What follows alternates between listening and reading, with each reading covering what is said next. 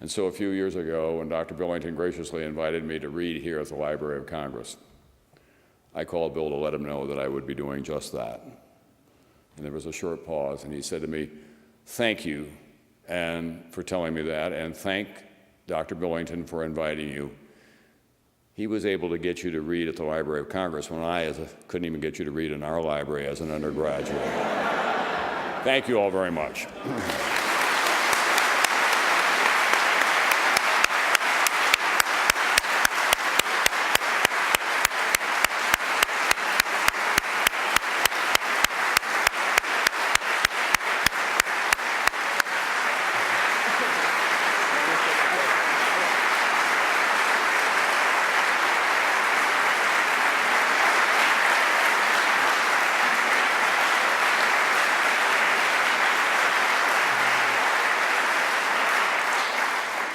We want to thank you for that very engaging lecture, and he has agreed, Don Brokaw has agreed to take just a few questions, so if you could just raise your hand and he'll call on you. And I will tell you one of the conditions that comes with having been in broadcasting for as many years with those things in your ear with the sound back going, almost all of us are either half deaf or on our way quickly to being completely deaf. So you'll have to speak up, and I may even ask somebody in the front row to help me out. Any questions? Or if there are no questions, if there are any answers, I'd be grateful for those. To the left over here. Yeah. Too much information, and what are we to do about blogging problems? We're not getting too much information. I think I remind audiences that the remote control on television has an off switch and a mute switch. And also an ability to change channels from time to time. I honestly think that no one has written about this phenomenon yet, about the screen and the blogosphere and the vast universe that is out there. You develop a kind of personal computer narcosis. You sit there in front of it, and Google draws you in, and now you're trapped. You don't want to leave, and you just sit there hours at a time, surfing through stuff and wondering, why am I reading this? What possible use will this have in my lives? And then you're drawn to the next one, and you say, Ann Coulter couldn't possibly be that outrageous, could she? And there she is, being just that outrageous. And on the left, you find the little posses going around, jumping on every perceived bias in the news that they think is too conservative or that you've aligned yourself with the administration. So I often remind the young people in our office who are going through that on their BlackBerries or on their personal computers, I say, stop, step back. Part of your job is to build some insulation between you and everything that's out there. We rely on you for your personal judgment, and it will begin to affect that judgment if you spend all of your time going through the blogosphere from blogger to blogger who may be commenting on something. I had one of my colleagues called me, I was on the road somewhere, and called me and said, "Do you know so-and-so?" And the name was not even vaguely familiar to me. And I said, "No, I don't think so." And I said, "Why?" And he said, "He's been on the blog for the last 3 days being very critical of my writing. He said he once wrote for you." And I said, "If I haven't heard of him, and I don't know of anyone else who has, why are you spending any time listening to what he may be saying about what you're doing?" Now, having said that, I think some of these bloggers are very good. And I think that it's useful in a democratic society to hear new voices from time to time from places like Minneapolis or Kansas City or out in the American West where I spend a lot of time. I think that we all know this, in law firms and at the academy and in other businesses, and people who decided not to go into journalism full time but have some real insights into what is going on. It's worth reading those. But when it comes to putting up a filter to determine who's telling the truth and who's not, very tough. It's like anything else. I think it takes time, and you have to measure them over a fixed period of time. But does it hold up? Does it make sense? Is this something that's just purely political? And viewers and readers have to be much more aggressive as well. It's not just up to us, and that's a big piece of it. People who complain to me rightly so, about, say, the Anna Nicole Smith story, getting all that attention, wall to wall on cable. And I say to them, I'm with you. Talk to the people who are running our cable outlets, they say, look at this, there's a spike, and the viewership goes up. You know, the most maddening apotheosis of this phenomenon are car chases in Los Angeles. We sent somebody from New York out to run our NBC station in Los Angeles, and she boldly proclaimed when she got there they would not interrupt the news for a car chase. And they didn't on the first two. And their ratings went to 0. I mean, literally, you could almost track it. People just went click across to the other station, so it's a problem. Any other questions? Way in the back. Kevin, could you come down, and then I can be, oh, you got a microphone, good. Is this better? I think it's absolutely correct that there's a lot more sources for information today.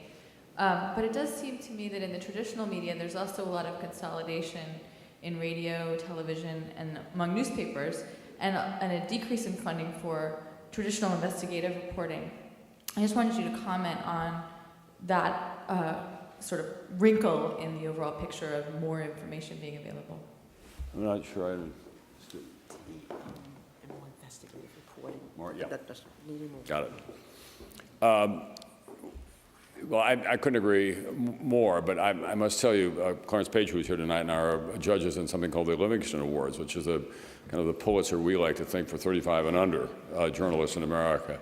And we are seeing a wealth of very strong material now every year from local, national, and international reporting, and a good deal of it's investigative.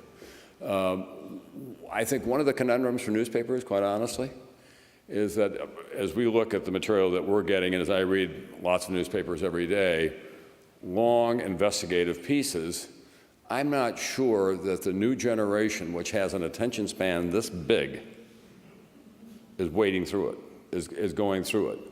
And I'm perplexed about how traditional print outlets and even television can do it in a way that we can bring somebody in as a viewer or as a reader and count on hanging on to them to the fruition of the story so that they get something back. Because an enormous amount of resources go into investigative journalism. You know, one story can cost $950,000. I mean, these are real economic terms that we're talking about these days. And yet you look back over the last year or so, and some of the biggest stories that have been in play, most recently what was going on at Walter Reed and that first-rate investigative series by the Washington Post, came out of that commitment. So it's a very tough intersection. We may have to look at new forms about how we do it.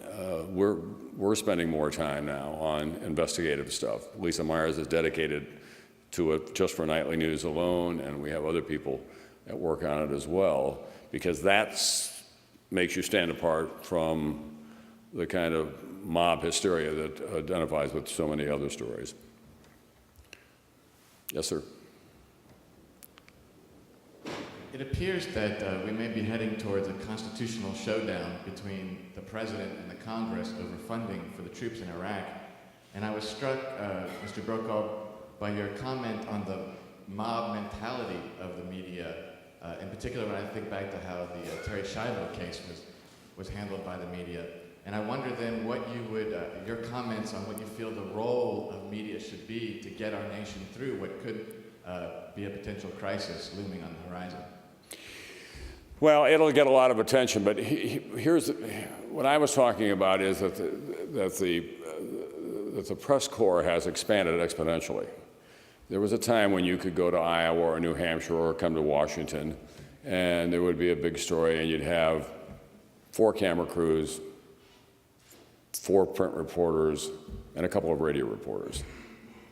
Now you've got a thundering herd wherever you go.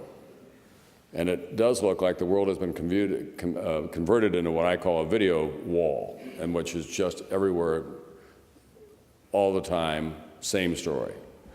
My guess is in this story that there will be a real sorting out, that it'll get a lot of attention, obviously, but you'll have a wide range of choices to pick from in terms of what you need to know and who's commenting on it. And it'll be there not just on the cable, it'll be on C-SPAN. Jim Lehrer will be dealing with it every night. You'll be able to get blogs about what's going on. That's one of the really great uses now of the internet, is that you can go into a complicated story and find very sophisticated information about, take this case, how many senators are likely to vote if there's going to be a filibuster? What is the veto history of this president, for example?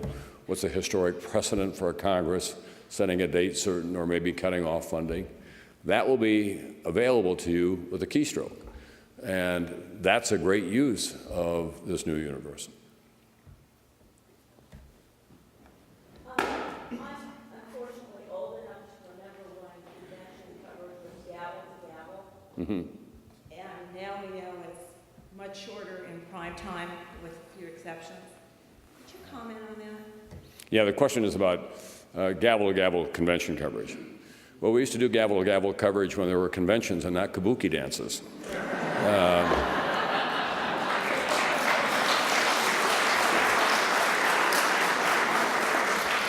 It's been reduced to a television show, and it is covered gavel-to-gavel on the cable. But on the network, it got to be very hard for me to go and pound the desk in front of my superiors and say, we really have to cover this.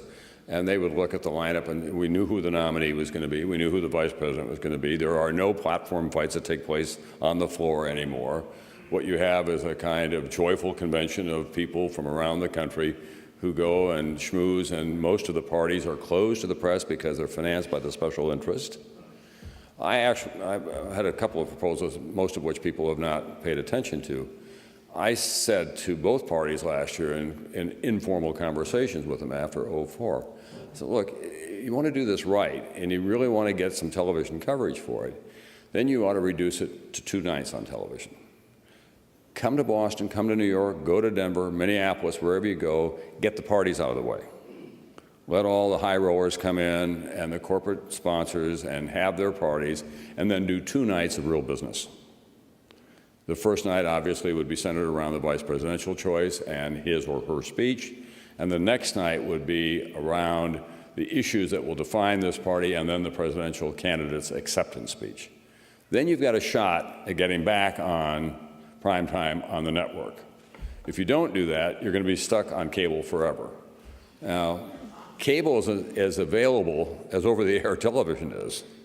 You know, something like 75 or 80% of the homes now are wired for cable, and those who are probably not watching television anyway, frankly, if they don't have cable. So that, I think that the parties have to look at this, about how they stage their conventions. And by the way, I would do it on a different time. I would do it, Saturday night's a good time for them to do it, and maybe do it Saturday night and Sunday night at a place. Get the parties out of the way Thursday and Friday, Saturday start doing real business, and Sunday doing real business. If you went to almost any other enterprise in America, the National Hockey League, the NFL, Major League Baseball, the Olympics, they're back there saying, hey, wait a minute, how do we arrange what we do so that we can make a compelling case for carrying it on over-the-air television? This will not happen, incidentally. They'll stay with what they've got because they need the money, and cities really put down very strong demands. If you're going to come to our city for the convention, you've got to be here for 4 days or 5 days because it's extra money for us that we need to pay cop overtime and crowd control and that kind of thing. So it's tough, but it's available. It's just available now on cable in a way that it wasn't. Listen, my fondest memories of a young man are sitting up and watching Huntley Brinkley, at the conventions. That's where they made their bones, so to speak. David Brinkley had this wonderful line, and he was a young man, and it was in '64 when Rockefeller and Goldwater, I think it was '64, Rockefeller and Goldwater came into the hall at the same time, and David looked at that, and Reuben Frank said into his ear, let's let the picture play a while, but then say something. And they let the picture play a while, and then Brinkley said in his inimitable way, if that isn't love, it's going to have to do until the real thing comes along.